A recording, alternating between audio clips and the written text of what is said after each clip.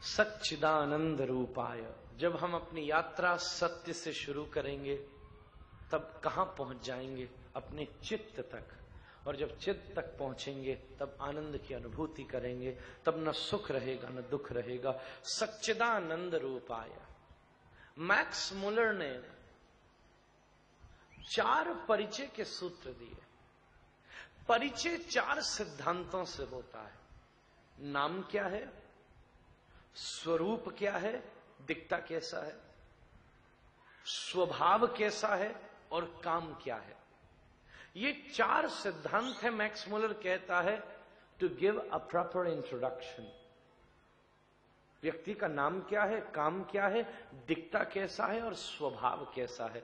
ये 4 ही उसके कैरेक्टरिस्टिक्स हैं जब किसी को इंट्रोड्यूस किया जाता है। तो मैक्स मुलर के सूत्र को व्यासदेव ने स्पष्ट प्रमाणित किया है, पहले उन्होंने अप्लाई किया है।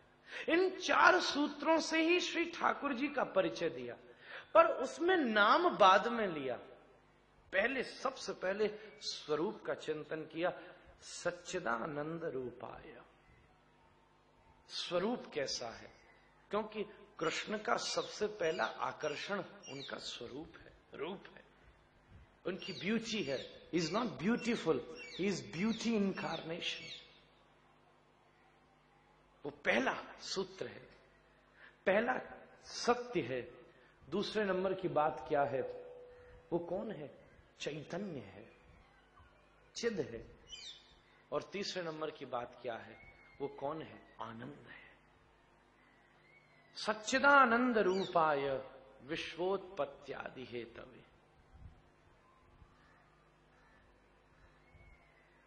पहले सत्य मानोगे तब चिद होगा, चैतन्य होगा। 3 चीजें होती हैं। चिद को भी जरा ध्यान से समझो। If I say it and if you don't understand it then it is useless to say it. सत्य की बात मैंने सामने रख दी है, अब बात चिद की करते हैं। चिद मतलब चैतन्य। वो चैतन्य है। 3 चीज हैं, एक जड़ है, एक चेतन है, एक चैतन्य है। Understand it. फॉर एग्जाम्पल, एक बहुत बड़ा शैंडलियर है। शैंडलियर की कीमत मे भी 10 लाख रुपया है, पर वो शैंडलियर यूजलेस है अगर उसके भीतर 10 रुपए के बल्ब नहीं लगे हैं, ट्यूब्स नहीं लगे हैं, वो दिख भी नहीं रहे हैं। It's not visible. वो अंदर बैठे हैं, छुपे हुए हैं। ट्यूब दिखें तो खराब लगेगा, भीतर ही छुपा हुआ है। बाहर शैंडलियर चमक रहा है, पर ट्यूब न जले तो शैंडलियर बेकार लगाए क्यों था? फिर रोशनी के लिए ही तो उसका मेन मोटिव तो रोशनी प्लस सुंदरता है, और बिना रोशनी के उसकी सुंदरता अधूरी है। शैंडलियर की कीमत बहुत है, पर उसके भीतर छुपे हुए ट्यूब्स लगे हुए। शैंडलियर है और ट्यूब है, फिर भी काम पूरा नहीं होगा अगर उसमें इलेक्ट्रिसिटी नहीं है। चुपचाप और दीवार के भीतर से ही वायर्स आ रहे हैं जो उसके भीतर अटैच्ड हैं, ट्यूब को प्रकाशित कर रहे हैं। ट्यूब से शैंडलियर प्रकाशित हो रहा है, शैंडलियर से हम सब प्रकाशित हो रहे हैं, हम सबको रोशनी मिल रही है। Now there are 3 things, chandelier, tube and electricity. I want to use this example for this Siddhant of Jad, Chetan and Chaitanya. Understand it very carefully. Chandelier बहुत सुंदर होता है, बड़ा होता है, दिखता है। ये शरीर भी वैसा ही है। शैंडलियर ज्यादातर बाहर से साफ होते हैं, भीतर से बड़े गंदे होते हैं। सारी सालों की धूल अंदर से भीतर जमा होती है। शरीर भी बाहर से साफ है, भीतर से बड़ा गंदा है। जरा खाल पलट जाए तो वो जो ऊपर शायरियां लिखने को तैयार था, नाक बंद करके भाग जाएगा। बड़ी गंदगी है, क्या क्या भरा हुआ है। नेक खरोश निकल के खून निकल आए, बमन हो जाता है लोगों को। शैंडलियर बाहर से साफ होता, भीतर से गंदा है, पर जड़ है। शरीर उस शैंडलियर की तरह है। शैंडलियर अधूरा होता है अगर उसमें ट्यूब न लगा हो। शरीर भी अधूरा है अगर उसके भीतर आत्मा का ट्यूब न लगा हो। कोई व्यक्ति मर गया, मरने का मतलब क्या है? लीवर वही है, किडनी वही है, पैनक्रियाज वही है, उसके इंटेस्टाइन्स वही है, आंख भी वही है, उसके बाल भी वही है, उसका दिमाग भी वही है, शरीर में रक्त भी अभी है, एवरीथिंग इज देयर। किसने छोड़ दिया? बोले आत्मा चली गई। जिंदा आदमी डूब जाता है, मरा आदमी नदी में तैरता रहता है। मुर्दा तैरेगा और जिंदा आदमी डूब जाए। जिंदा आदमी डूबे तो पहले तो डूब जाएगा, जब उसके प्राण निकल जाएंगे तब वो ऊपर तैरने लगेगा। शैंडलियर के भीतर बल्ब लगा है, शरीर के भीतर आत्मा लगी है, पर बल्ब भी तब जलता है जब इलेक्ट्रिसिटी होती है। ऐसे ही शरीर जड़ है, आत्मा चेतन है, परमात्मा चैतन्य है। दिस इज चिद। Now the third aspect which is Anand. Who is he?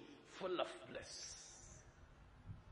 आप जन्माष्टमी पे गाते हो ना, नंद के आनंद भयो जय कन्हैया लाल की। नंद के यहां लाला हुआ, बच्चा हुआ कोई नहीं कहता, सब कहते हैं नंद के आनंद हुआ। श्री कृष्ण कौन है? अखिल रसामृत सिंधु सार विग्रह, आनंद विग्रह, ऊपर से नीचे तक आनंद स्वरूप है। हंसना खेलना, श्री कृष्ण को पकड़ना सबसे कठिन है। वो खड़ा ही टेढ़ा नहीं होता, उसकी लीला भी सारी टेढ़ी है, दिमाग से पकड़े नहीं जा सकता।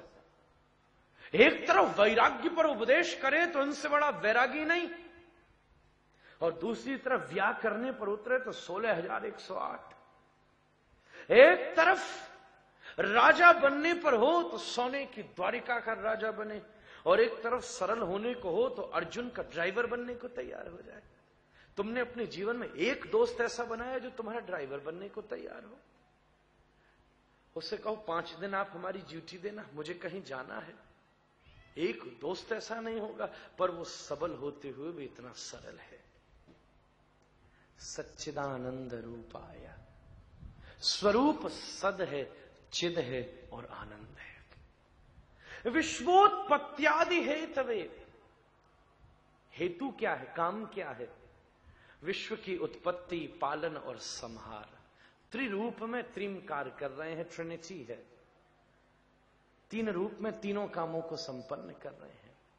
एक सृजनात्मक है, एक पालनात्मक है, एक प्रलयात्मक है।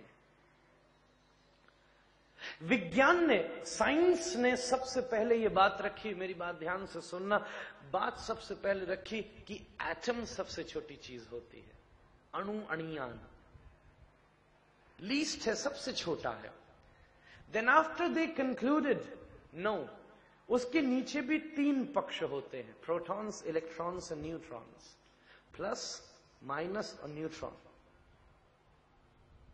3 पक्ष एटम के भीतर भी होते हैं। यहां भी ट्रिनिटी है। प्रोटॉन्स मतलब सृजनात्मक, मतलब ब्रह्मा। न्यूट्रॉन्स मतलब इलेक्ट्रॉन्स, मतलब माइनस, मतलब प्रलयात्मक, मतलब शिव। न्यूट्रॉन्स मतलब न्यूट्रल, उसमें प्रोटॉन्स मिला दो तो वो प्रोटॉन हो जाएगा, इलेक्ट्रॉन मिला दो तो इलेक्ट्रॉन हो जाएगा। न्यूट्रॉन न्यूट्रल है, सामान्य है, मतलब नारायण। इसलिए सारे अवतार विष्णु के हैं।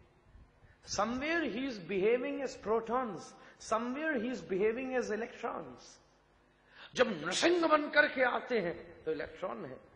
एक उपदेश नहीं किया, पूछा भी नहीं प्रहलाद से, कहना किल योर डैड, पैदा हुआ, मार मूर करके खेल खत्म किया। दूसरी तरफ कपिल है, ये कौन है? प्रोटॉन्स है। एक युद्ध नहीं किया, सृजनात्मक है, उपदेश किया है। पर एक ऐसी एक्सपेंशन जिसमें प्रोटॉन्स एंड इलेक्ट्रॉन्स एक साथ बैठे हुए हों, वो श्री कृष्ण है। एक साथ युद्ध भी लड़ रहे हैं, गीता का उपदेश भी दे रहे हैं। प्रलयात्मक और सृजनात्मक एक साथ हैं, इसलिए वो परात्पर पर ब्रह्म परमात्मा है। विश्वोत्पत्त्यादि हेतवे। इस कथा में हर एक क्यारी से पानी होगा। जैसे माली बगीचे के हर एक गमले में से फूल चुनकर के माला बनाता है ना, हम भी हर एक सिद्धांत के गमले में से फूल चुनकर कथा की माला बनाएंगे, जहां विज्ञान भी कम नहीं है। भागवत से बड़ा वैज्ञानिक ग्रंथ दूसरा नहीं हो सकता। अगली बात करते हैं, तापत्रय विनाशाय। अगला पक्ष क्या है, स्वभाव कैसा है, जिसके पास आकर समस्त ताप विनाश होते हैं। मैंने फिर बात कही, दुख विनाश होते हैं ये नहीं लिखा है, ताप विनाश होते हैं। दैहिक, दैविक, भौतिक तापा, 3 प्रकार की समस्याएं। सबसे पहले आदमी अपने शरीर से परेशान है। आंख ठीक रखी, बाल खराब हो गए, बाल ठीक रखा, मुंह खराब हो गया, कुछ न कुछ शरीर में खराबी हो रहा है। लीवर खराब होता है, कितनी संभालो, वो खराब हो, कुछ और गया, ये गया, रोग मंदिरम। एक डॉक्टर के पास से आते हैं, दूसरे डॉक्टर के पास घुस जाते हैं। शरीर की इतनी नई नई बीमारियां पैदा हो रही हैं। जैसे तैसे अगर हमने अपना शरीर ठीक रखा तो समाज बिगड़ गया। चाची मनाई तो भाभी रूठ गई, भाभी मनाई तो ताई रूठ गई, ताई मनाई तो भौजी रूठ गई, कौन को रूठे जा रहा है। शरीर ठीक रखा, समाज भी ठीक रखा तो देवता बिगड़ गए। शुक्र मनाया तो बुद्ध रूठ गया, बुद्ध मनाया तो बृहस्पति रूठ गया, बृहस्पति रूठ शनिचर, कोई ना कोई वो भी रूठे जा रहा है। एक को ठीक हरे हरे हरे रामा हरे रामा राम राम हरे हरे हरे कृष्णा हरे। देने का प्रयास करते, हम भी बृहस्पति को केला देके घूस देने का प्रयास करते, कर्म अच्छा नहीं करते। नवग्रह है क्या, सिक्योरिटी है, पुलिस होती है। अगर मैं बंबई आके कुछ इलीगल करूंगा तो पुलिस मुझे पकड़ लेगी, और सब लीगल है, कुछ नहीं होगा। मैंने अपने जीवन में अगर कुछ गलत कर्म किया है तो वो गलत आकर के खड़े हो गए। मैं श्रेष्ठ कर्म करूंगा, वो ठीक हो जाएंगे। सबसे बड़ी पूजा श्रेष्ठ कर्म है। मैं स्वयं इस बात को मानता हूं। इसको मनाया, उसको मनाया, उसको चलाया। एक वृंदावन में महात्मा था, ज्योतिषी, उससे बोला 7 दिन में 7.5 आने वाली है, कुछ कर। महात्मा के ने कमंडलू में देखा 5 रुपया रखा था, उस ज्योतिषी को दिया, बोले तू एक काम कर, कल से ही शनिचर शुरू हो जाए। बोले कल से क्या करना, लोग तो शनिचर भगाते हैं, तू पास और बुला रहा है। बोले यार शनिचर मेरे पास आ भी गया तो ज्यादा से ज्यादा ये एक लंगोटी है, ये ले जाएगा, इसको धो के सुखाने में 2 घंटा बर्बाद होता, उतनी देर में मस्ती से घूमूंगा। धर्म का मतलब डर नहीं होता। हमारे हर धर्म के पीछे, हर ड्यूटीज के पीछे, हर पूजा के पीछे एक डर है, यार माथा टेक ही आओ, नहीं दुकान बंद ना हो जाए हमारी। वो डर समस्या है। जब क्लास में टीचर तुम्हारी तरफ देखता है तो बच्चा सीधा बैठता है, और टीचर के ब्लैक बोर्ड की तरफ घूमते ही बच्चा कागज घुमा के पीछे से दे के मारता है।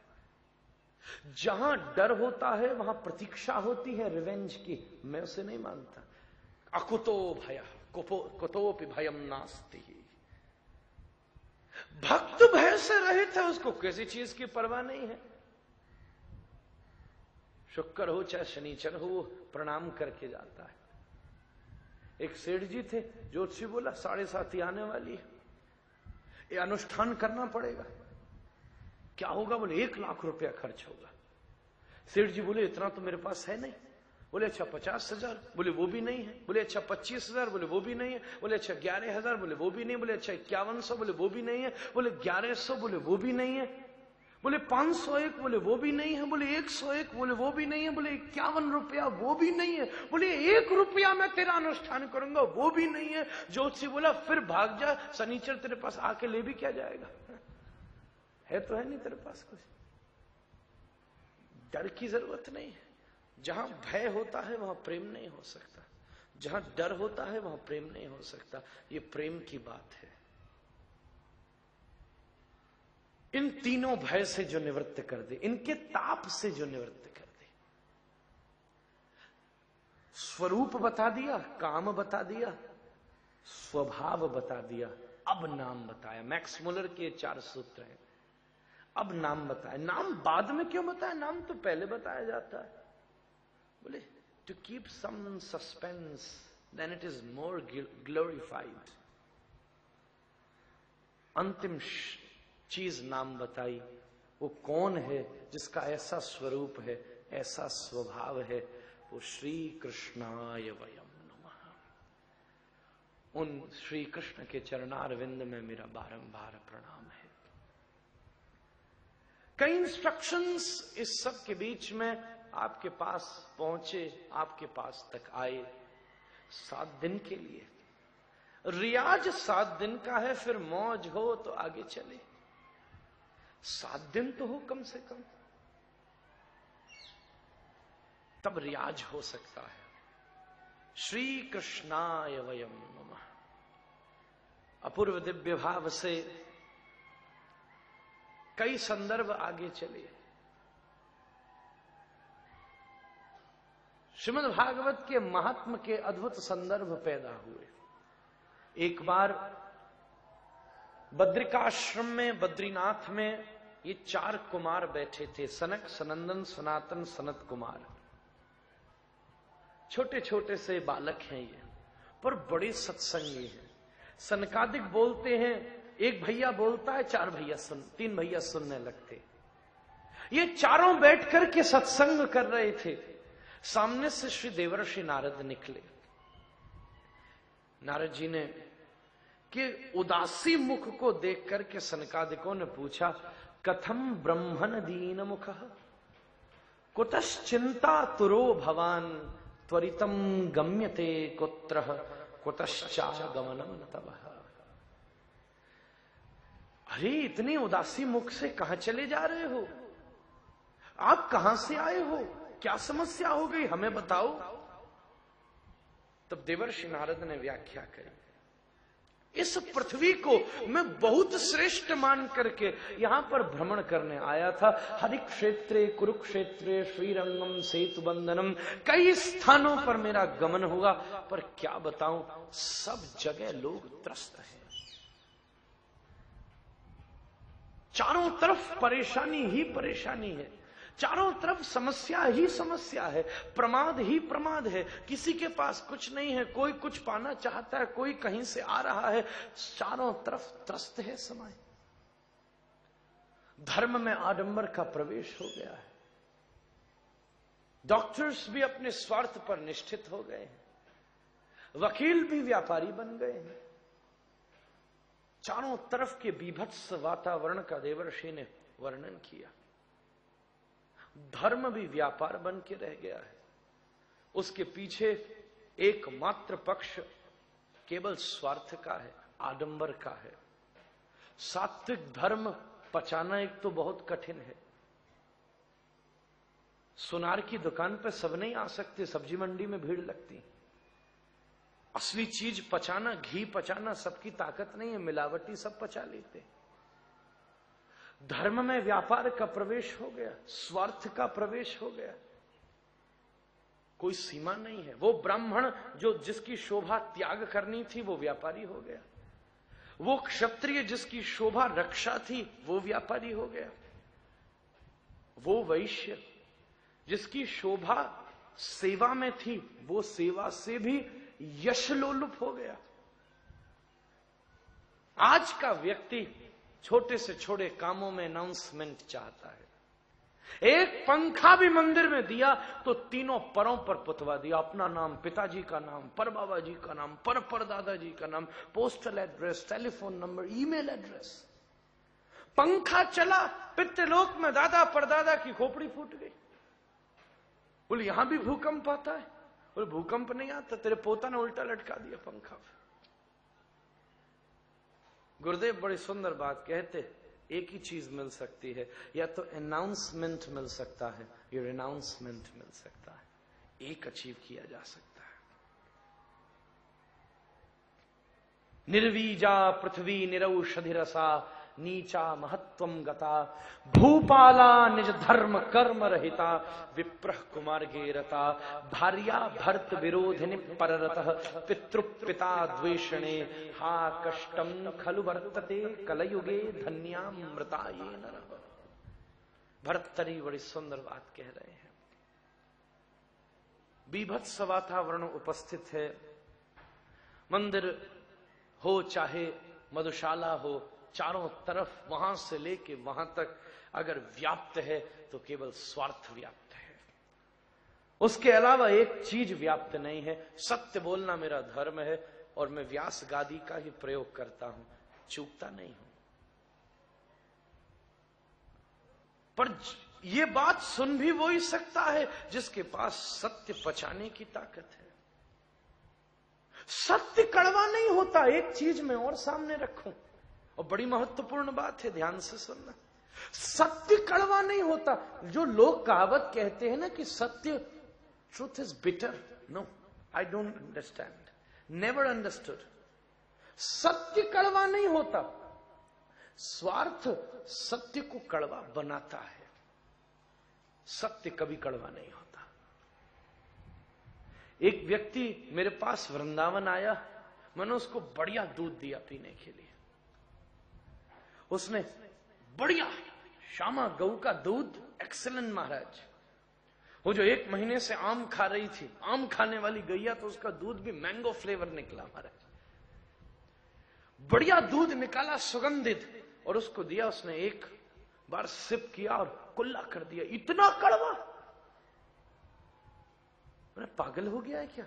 मैंने दूसरे ग्लास में डाल के पिया, क्या बात थी, आनंद आ गया, रुका भी नहीं गया। मैंने कहा फिर ट्राई करियो, उसने फिर पिया, फिर कुल्ला कर दिया। महाराज